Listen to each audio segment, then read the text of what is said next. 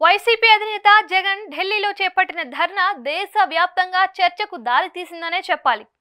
ఆంధ్రప్రదేశ్లో కూటమి ప్రభుత్వానికి వ్యతిరేకంగా రాష్ట్రంలో శాంతి భద్రతలు లేవని, ఏపీలో రాష్ట్రపతి పాలన విధించాలి అన్న డిమాండ్తో జంతర్ మంతర్లో జగన్ చేపట్టిన ధర్నా జాతీయ నేతల దృష్టిని ఆకర్షించింది. గత 10 ఏళ్లుగా ఎన్డీఏ కూటమికి దగ్గరగా ఉన్న జగన్ పలు అంశాల్లో బీజేపీ ప్రభుత్వానికి మద్దతు ఇచ్చారు. రాష్ట్రపతి అభ్యర్థిత్వం సహా పలు బిల్లులకు ఇటు లోక్సభ అటు రాజ్యసభలో మద్దతు ఇస్తూ వచ్చారు.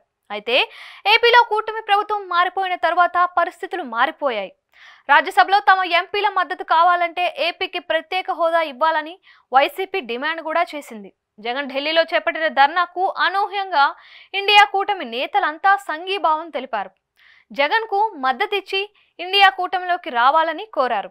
వినుకొండ హత్య తరువాత బెంగళూరు నుంచి నేరుగా బాధిత కుటుంబాన్ని పరామర్శించి ఏపీలో రాష్ట్రపతి పాలన విధించాలన్న డిమాండ్తో జగన్ చేపట్టిన ధర్నాకు ఇండీ నేతలు మద్దతు ఇచ్చారు.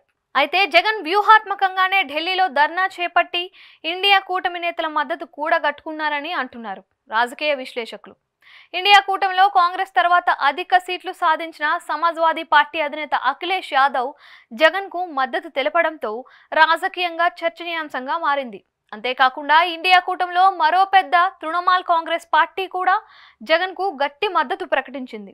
శివసేన, ఇండియన్ ముస్లిం లీగ్ వంటి పార్టీలు మేమున్నాం అంటూ వైసీపీకి బాసటగా నిలిచాయి. ఇప్పటికే కాంగ్రెస్ ఏపీ అధ్యక్షురాలుగా కొనసాగుతున్న షర్మిల గత ఎన్నికల్లో కాంగ్రెస్ అభ్యర్థులను నిలబెట్టి వారికి మద్దతుగా ప్రచారం చేసింది.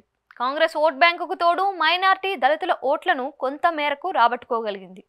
రాయలసీమలో చాలా చోట్ల వైసీపీ అభ్యర్థులు ఓడిపోవడానికి ఈ తక్కువ ఓట్ బ్యాంక్ కూడా ఒకందుకు కారణమని జగన్ భావిస్తున్నారు. గత 10 ఏళ్లుగా జగన్ బీజేపీతో అంటకాగుతున్నాడని, బీజేపీ చెప్పినట్లు జగన్ నడుచుకుంటున్నాడు అని షర్మిల చేసిన ప్రచారం కూడా వైసీపీ ఓట్లను దెబ్బతీశాయని విశ్లేషకులు అంచనా వేశారు. దీంతో మేలుకొన్న జగన్ ఢిల్లీలో ధర్నా పెడితే బీజేపీకి వ్యతిరేకంగా పోరాడుతున్నామన్న భావన ప్రజల్లో కలగడమే కాకుండా ఇండియా కూటమి పక్షాలకు దగ్గర కూడా కావచ్చని అనుకొని ఉండొచ్చు.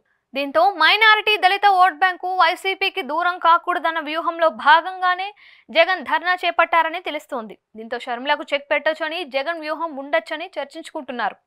అయితే జగన్ ను ఇండియా కూటమిలోకి ఆహ్వానిస్తున్న స్థానికంగా జగన్ టార్గెట్ గా రాజకీయం చేస్తున్న పీసీసీ అధ్యక్షురాలు షర్మిల వైఖరి ఎలా ఉంటోంది అన్న చర్చ నడుస్తోంది. ఇండియా కూటమికి జగన్ దగ్గరైతే షర్మిల ఎంతవరకు సహకరిస్తుంది అనే ప్రశ్న తలెత్తుతుంది. పద్మ వ్యూహం లాంటి ఈ పరిస్థితుల నుంచి ఆయన ఎలా బయటకు వస్తారో అనేది ఉత్కంఠగా మారుతోంది. మరోవైపు చంద్రబాబు కూడా జగన్ హయాంలో జరిగిన అవినీతిని వెలికి తీస్తామని, విచారణలు ఎదుర్కోవాల్సి వస్తుందని బహిరంగంగానే ప్రకటిస్తున్నారు. దీంతో అటు ఎన్డీఏ కూటమిలో లేక ఇటు ఇండియా కూటమిలో లేకపోతే రాజకీయంగా తనకు ఇబ్బందులు వస్తాయని భావించే జగన్ ఇండియా కూటమికి దగ్గర అవుతున్నారని రాజకీయ విశ్లేషకుల అంచనా. గత ఎన్నికల్లో ఏ కూటమిలోనూ లేని జగన్, కేసీఆర్, నవీన్ పట్నాయక్ ఓటమి కూడా ఇందుకు కారణమై ఉండొచ్చని చెప్తున్నారు. పార్లమెంట్ ఎన్నికల్లో ఇండియా వర్సెస్ ఎన్డీఏ అన్నట్లుగా ఎన్నికలు జరిగాయని, దీంతో ప్రాంతీయ పార్టీలను ప్రజలు లెక్కలోకి తీసుకోవడం లేదని తేలడంతో ఏదో ఒక కూటమికి దగ్గర కావాలన్నదే జగన్ ప్రయత్నం అయి ఉండొచ్చని భావిస్తున్నారు. ఓటమితో భవిష్యత్తులో తాను ఎదుర్కోబోయే గడ్డు పరిస్థితులపై జగన్ కు అవగాహన ఉంది. వాటిని ఎదుర్కొనేందుకు వ్యూహాత్మకంగా అడుగులు వేస్తున్నారని అనుకోవచ్చు.